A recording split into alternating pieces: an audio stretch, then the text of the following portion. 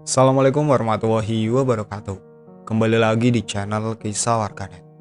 Di kesempatan kali ini saya akan membawakan sebuah cerita. Cerita yang berjudul Pelet Nyai Ronggeng Hingga Mati. Cerita kali ini ditulis oleh akun Facebook yang bernama Mufaidah Rahmah. Daripada kalian penasaran dengan ceritanya, tak usah lama-lama lagi. Mari kita masuk ke ceritanya. Anissa, kapan kamu mau menikah? Teman-teman sebaya kamu sudah pada nikah, malah sudah punya anak. Ucap ibuku yang membuat aku selalu kesal. Bukan tidak mau menikah, tapi Asep pacarku selalu bilang, belum berani bicara menikahiku kepada keluarganya. Iya, aku paham betul kenapa keluarga Asep tidak merestui hubungan kami. Karena malu mempunyai besan yang stres. Ayahku dulu seorang kepala desa sampai akhirnya dia menjadi stres karena terkena santet menurut kakekku. Karena sudah tidak bisa disembuhkan, akhirnya ibuku meninggalkan bapakku. Lalu bapakku dibawa orang tuanya ke desa sebelah. Karena alasan bapakku sering mengamuk dan membahayakan warga sekitar, bapak akhirnya terpaksa dipasung. Pernah bapak mengacak-acak warung tetangga, pernah juga mengejar-ngejar seorang wanita. Sedih memang nasib bapakku. Kapan kamu mau halalin aku? Aku kan udah bilang kalau aku udah siap.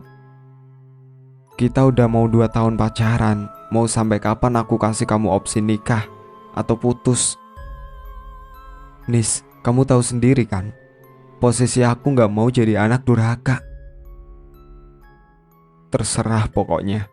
Aku kasih kamu waktu 1 minggu buat berpikir tentang kita mau dibawa kemana hubungan ini. Akhirnya dengan desakan dari ibu karena Asep lama memberikan kabar, aku dan ibu mendatangi rumah Asep untuk bertanya tentang keseriusannya walaupun aku ragu. Assalamualaikum. Waalaikumsalam, ujar Asep. Nisa, kok kamu kesini? Iya nak Asep, ini juga inisiatif ibu. Kok kamu kaget begitu? Bukannya seneng? Iya bu, silakan masuk. Ibu dan bapak kamu ada? Ada, sebentar. Silakan duduk dulu nis, bu. Iya, terima kasih. Oh, ada tamu rupanya, ujar ibu Asep dengan nada seperti tidak suka. Iya bu, maaf nggak ngabarin dulu, soalnya mau silaturahmi sekaligus mau membahas soal Asep dan Nisa. Maksudnya Bu Neneng apa ya? Nisa dan Asep? Iya, kan mereka pacaran sudah lama, dan tidak baik juga kalau terlalu lama, takut menimbulkan fitnah. Hahaha, Bu Neneng ini mengada-ada saja. Sejak kapan Asep pacaran? Sepulang dari rumah Asep, aku dan ibu kecewa. Hanya penolakan dan penghinaan yang aku dan ibu dapatkan. Ibu sudah bilang, si Asep itu lelaki pengecut. Dia diam saja saat kamu dan ibu dihina. Aku hanya bisa terdiam dan menangis kenapa nasibku seperti ini. 1 bulan kemudian, aku menerima surat undangan. Iya, Asep menikah dengan orang lain. Hancur sudah harapanku. Lihat Anissa, Asep sudah melupakanmu dan sekarang berhenti mengharapkannya. Mengerti? Sambil mengulurkan sebuah foto lelaki. Apa ini? Dia Pak Rudi, usianya beda 5 tahun dari kamu. Memang dia duda. Dia cerai mati 5 bulan yang lalu. Profesinya adalah guru. Sepertinya cocok untukmu. Aku belum berniat menikah, Bu. Ibu tidak mau tahu. Nenek dan ibu sudah setuju. Dan Rudi akan menemuimu 2 hari lagi. Loh, kenapa ibu gak bilang sama aku? Ingat Nisa, kalau kamu tidak ada pilihan lain, ibu sudah cukup sabar menghadapi hubungan kamu dengan Asep. Dan berakhir penghinaan. Kalau kamu bisa menemukan jodoh sendiri, silakan tolak Rudi.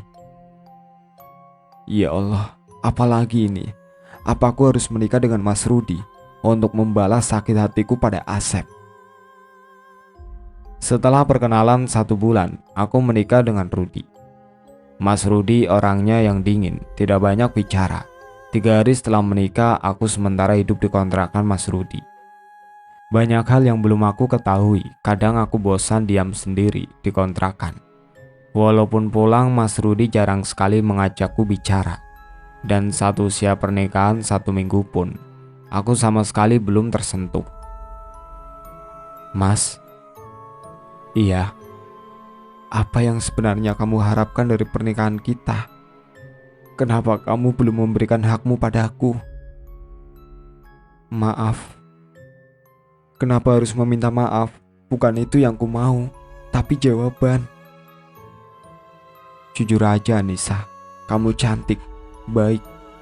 Tapi aku belum bisa melupakan almarhum istriku. Jadi aku belum bisa menyentuhmu. Kalau memang begitu, kenapa Mas Rudi mau menikah denganku? Ini karena paksaan orang tua. Sebenarnya aku belum dan tak ingin mengkhianati istriku. Maaf, ucapnya. Sedih, pernikahan yang seharusnya bahagia tapi begini jadinya jika pernikahan tanpa didasari cinta. Aku harus tahu lebih banyak lagi tentang Mas Rudi karena aku belum puas dengan jawabannya. Akhirnya setelah Mas Rudi berangkat mengajar, aku pergi ke rumah Bi Ija. Dia yang menjodohkanku dengan Mas Rudi. Dia yang merekomendasikan aku kepada Mas Rudi karena Bi Ija adalah teman ibuku dulu. Assalamualaikum. Waalaikumsalam. Nisa, tumben kesini. Ada apa? Nggak sama ibu? Enggak, Bi, sengaja, ada perlu. Ya udah, ayo masuk. Iya, Bi. Sebelumnya saya langsung saja, Bi, ke intinya. Saya ingin tahu lebih banyak lagi tentang Mas Rudi. Maksud kamu apa, Nis? Saya mohon, Bi. Bibi tinggal jawab saja pertanyaan saya. Baiklah, apa yang mau kamu tahu? Sepulang dari rumah Bi Ija, aku syok. Kenapa tidak? Ternyata almarhum istri Mas Rudi adalah wanita yang lebih cocok menjadi neneknya. Karena kurang lebih usianya almarhum istri Mas Rudi 67 tahun. Dan yang ku ketahui istri Mas Rudi bernama Mbok Karti. Mbok Karti menganggap Mas Rudi seperti anak sendiri karena orang tua Mas Rudi sama-sama sibuk bekerja. Lama-lama bersama, benih cinta mulai muncul antara Mas Rudi dan Mbok Karti. Walau pernikahan beda usia itu ditentang oleh keluarga Mas Rudi maupun anak Mbok Karti, tapi mereka kekeh menikah. Saat menikah, Mbok Karti berusia kepala 6 dan Mas Rudi 23 tahun. Mbok Karti orang Jawa Jember, dan yang ku tahu dulu waktu dia muda adalah seorang ronggeng. Mas Rudi dan Mbok Karti adalah pasangan yang romantis. Setiap pagi Mas Rudi selalu memapa Mbok Karti berjalan, karena di usianya Mbok Karti kesulitan berjalan. 3 tahun membina rumah tangga, akhirnya orang tua Mas Rudi menerima Mbok Karti menjadi menantu. Di tahun keempat pernikahan, Mbok Karti jatuh sakit dan tak bisa berjalan sama sekali. Mbok Karti berpesan pada Mas Rudi untuk mengambilkan daun kelor dan dimasukkan ke dalam air, lalu dibasuhkan ke muka Mbok Karti. Setelah daun kelor diusapkan, akhirnya Mbok Karti bisa meninggal juga. Sakit setahun itu yang membuat Mbok Karti menderita. Akhirnya dia mengalah, walau jiwanya kuat, tapi raganya telah dimakan waktu. Karena tak ada yang abadi di dunia ini. Berseliweran berita miring bahwa Mas Rudi dipelet oleh Mbok Karti. Karena sebagai lelaki normal, mana mau menikah dengan wanita yang pantas menjadi neneknya. Dan beredar kabar pula, keluarga Mas Rudi pun dijampi-jampi agar mau menerima Mbok Karti. 5 bulan berlalu, keluarga Mas Rudi seperti terbangun dari mimpi. Kenapa bisa baik dan menerima pernikahan putra mereka. Tapi Rudi masih saja tetap tidak bisa melupakan Mbok Karti dan selalu melamun. Akhirnya keluarga memutuskan untuk mencarikan Mas Rudi jodoh dan berpesan agar sang jodoh tidak tahu pernikahan Mas Rudi dengan Bokarti dan bilang saja Rudi cerai mati. Begitu kata Bu Ijah. Ibuku yang terobsesi agar aku cepat menikah menyusul Asep. Tidak pikir panjang mencari tahu calonku asal punya gelar guru. Dan sudah mapan, tak berpikir panjang, langsung menyuruhku menikah. Ya Allah, begitu berat ujianmu. Sebelum hatiku pulih oleh sikap Asep, sekarang suamiku pun bersikap seolah aku tak ada. Assalamualaikum. Waalaikumsalam, ucapku gamang. Tanpa ada kata Mas Rudi ke kamar tanpa bertanya apa aku sudah makan atau basa-basi yang lainnya. Mas, saya mau bicara. Bicara apa? Bicara soal almarhum istri Mas. Apa maksudmu? Kalau Mas memang tidak bisa melupakan istri Mas, tolong coba sedikit demi sedikit cintai saya, ucapku. Aku begini karena pernikahan baru seumur jagung. Apa harus berakhir? Bagiku pernikahan adalah sakral, satu kali seumur hidup. Aku tak mau mempermainkan pernikahan. Kalau masih bisa diperbaiki, kenapa tidak? Akan ku coba. Dari mana kamu tahu tentang almarhum istriku? Maaf Mas, aku mencari tahu sendiri kepada Bi Ijah. Aku mengerti perasaanmu. Aku akan menunggu sampai Mas bisa menerimaku. Saya tidak ingin menyakiti kamu. Saya juga bingung. Sudut pandang Rudi. Keluargaku tidak pernah mengerti perasaanku. Aku belum mau berumah tangga, tapi mereka memaksaku. Cintaku hanya untuk Karti.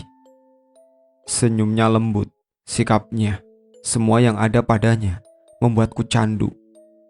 Karti, andai aku bisa bersamamu selamanya. 4 tahun berumah tangga bukan waktu yang sebentar. Tapi apalah dayaku, pernikahan sudah terjadi. Aku tak ingin membuat malu keluarga, juga gadis yang aku nikahi. Iya, dia adalah Anissa Nurfadilah. Gadis manis, baik, lembut, tapi tak membuatku jatuh cinta. Aku kasihan kepadanya, tapi aku tak bisa memaksakan perasaanku kepadanya. Jujur, sebagai seorang lelaki normal, aku memang butuh belayan wanita. Tapi bila aku ingin menyentuh Anissa, selalu wajah Karti yang terbayang. Sampai suatu malam Anissa meminta haknya. Akhirnya aku berikan. Saat melakukan itu, aku selalu merasa sedang melakukan bersama Karti. Sebegitu dalamkah perasaan ini? Dalam 4 bulan pernikahan aku hanya memberikan nafkah batin pada Anissa. Hanya 3 kali saja. Itu pun dia yang selalu meminta. Entahlah rasanya aku jadi tidak bernafsu lagi pada wanita. Tiba-tiba Anissa seperti mual-mual. Kamu kenapa Anissa? Gak tahu Mas, aku pusing dan mual. Kalau begitu, ayo saya antar ke rumah sakit. Gak usah Mas, kayaknya aku cuma masuk angin. Ya sudah, saya berangkat dulu, ucapku sambil berlalu. Sudut pandang Anissa. Sebagai wanita aku rela menjatuhkan harga diriku demi keutuhan rumah tangga, agar Mas Rudi bisa menerimaku, meminta nafkah batin kepadanya. 4 bulan menikah, selalu aku yang meminta. Apa aku semenjijikan itu? Aku sakit pun seolah Mas Rudi tidak peduli. Sampai akhirnya ibu ke rumah, dan aku sedang sakit. Akhirnya ibu mengantarkanku ke bidan, karena kalau ke rumah sakit sangat jauh. Anak saya kenapa Bu? Sakit apa? Anak ibu tidak sakit, tapi sedang mengandung cucu ibu. Selamat ya. Apa? Aku hamil? Memang ini yang aku inginkan. Semoga dengan adanya anak di antara aku dan Mas Rudi akan berubah. Sepulang dari bidan, apa yang sebenarnya terjadi dengan pernikahanmu Anissa? Kenapa Rudi tidak mengantarkanmu ke rumah sakit? Padahal kamu pucat begini. Mas Rudi sibuk, Bu. Takut telat tadi. Kamu tidak bisa berbohong. Nisa, jelaskan pada ibu. Tangisku pecah berbulan-bulan. Kututupi sisi gelap pernikahanku. Sampai akhirnya aku tak sanggup dan kuceritakan semua masalahku pada ibu. Maafkan ibu, Nisa. Maafkan ibu. Tidak, Bu. Mungkin ini sudah takdir Anissa. Insya Allah Nisa kuat. Ibu akan bicara pada Rudi. Jangan sampai Rudi semena-mena terhadapmu. Tidak, Bu. Nisa mohon. Nisa yakin Mas Rudi pasti akan berubah. Apalagi ada anaknya di rahimku. Apa kamu yakin, Nak? Tapi ibu tak akan tinggal diam. 3 hari lagi ikut ibu. Kita harus selesaikan semua ini dengan Pak Hasim. Siapa Pak Hasim? Pak Hasim adalah orang pintar. Kita harus tahu apa Rudi masih bisa disembuhkan. Apa harus, Bu? Pelet itu harus dicabut. Kalau tidak, sifatnya akan terus-menerus seperti itu. Apapun yang kamu lakukan akan sia-sia. Tapi, Bu, sudahlah. Pak Hasim itu pengguna ilmu putih. Jadi kamu tenang saja. Ya udah, ibu pulang dulu. Kalau kamu tidak mengizinkan ibu bicara pada Rudi. Kamu sudah baik kan? Maaf, saya tidak sempat mengantar kamu berobat.